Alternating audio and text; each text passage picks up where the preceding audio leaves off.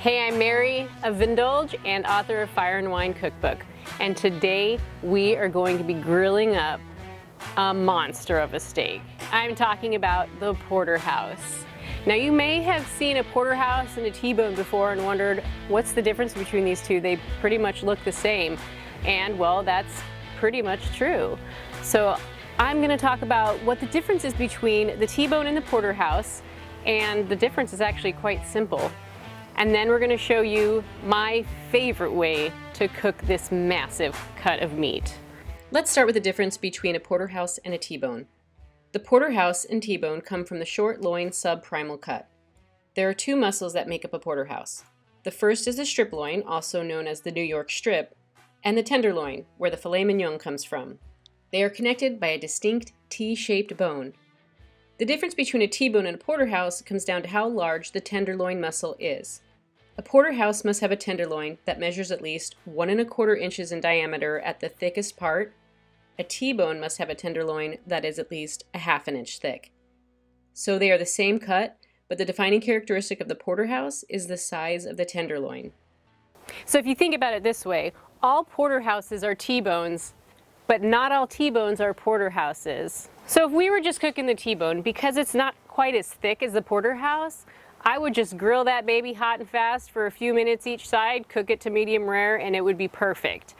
But anytime I have a really thick steak like this porterhouse, anything like 1½ inches and above, my favorite way to cook it is to do the reverse sear method. Now, we have a whole video on how to reverse sear a steak, and I'm going to have a link to that in the blog post, so I'm going to want you to watch that as well. But the gist of it is that we're going to be cooking it in the smoker at a low temperature for anywhere from 30 minutes to 45 minutes to slowly bring up that temperature and also get some nice smoke infusion. And then we crank up the grill and finish it over hot heat to get a nice sear. You can also finish it in a cast iron pan, but I love to just finish it on the grill because I already got it going. So now, since I'm not going to be cooking the T-bone, we're going to be reverse searing. I'm just going to go ahead and put that aside, and we're going to be working with the porterhouse today. So with a cut like this, we're going to keep it simple today with our beef rub, which is equal parts kosher salt, ground black pepper, and granulated garlic. And for something this big, this is a 2-pound steak right here, so we are going to be using about 2 tablespoons. 1 tablespoon per pound, which is kind of a good ratio we work with. So I'm going to get this seasoned on all sides, including the thick sides over here.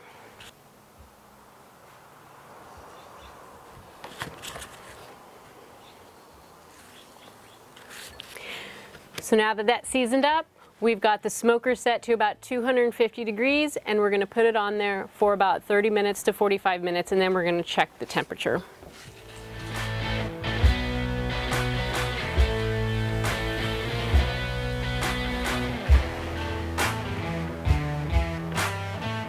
So we're putting it in the smoker that's set between 225 and 250, and we're going to cook that for about 30 to 45 minutes. What we're going to look for at that point is a temperature of around 110 internal degrees inside that porterhouse. And then we're going to pull that out, crank up the temperature, and then we're going to finish it so that we get it at a medium rare when it's done. But if you want it at a different temperature, just look at the guidelines on the blog and we will tell you exactly what temperature to pull it based on how you like your steak finished. Once the steak reaches 110 degrees, we're going to prepare the grill for direct grilling. So we're going to remove the steak at this point just temporarily in order to get the grill ready. For our big green egg, we're going to remove the grates and then remove the convector plate. And then we're going to put the grill grates right back in. From there, we're going to open the air vents fully to get the heat up and target 450 to 500 degrees Fahrenheit for that sear. It won't take very long to heat up. If using a different grill, just follow your manufacturer's instructions in order to raise the temperature to get to 450 to 500 degrees. Once it's hot, place that porterhouse over direct heat for 3 minutes to get some nice sear marks, and then flip and grill again over direct heat for another 3 minutes. We are targeting around 130 degrees Fahrenheit for medium rare, and we always check using a good digital thermometer like our ThermoWorks MK4 instant read thermometer.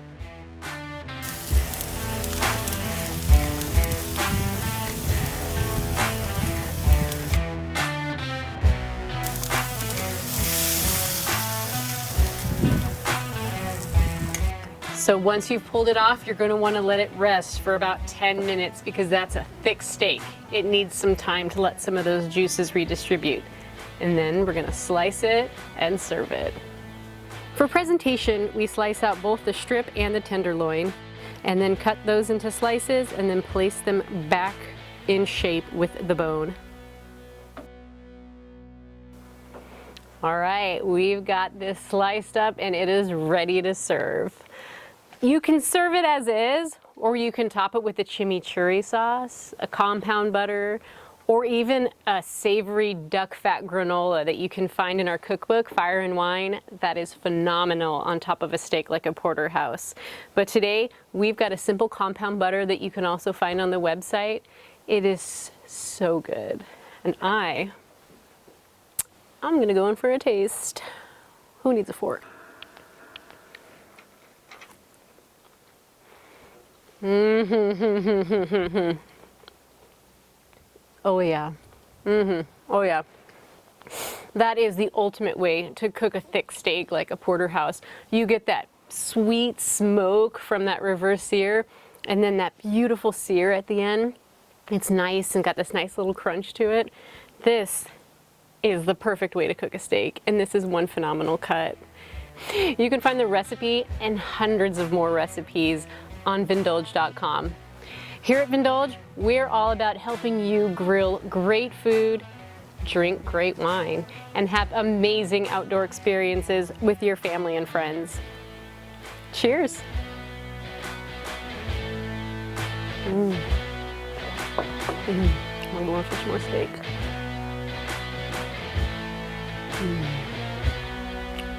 That's a good steak. That's a wrap.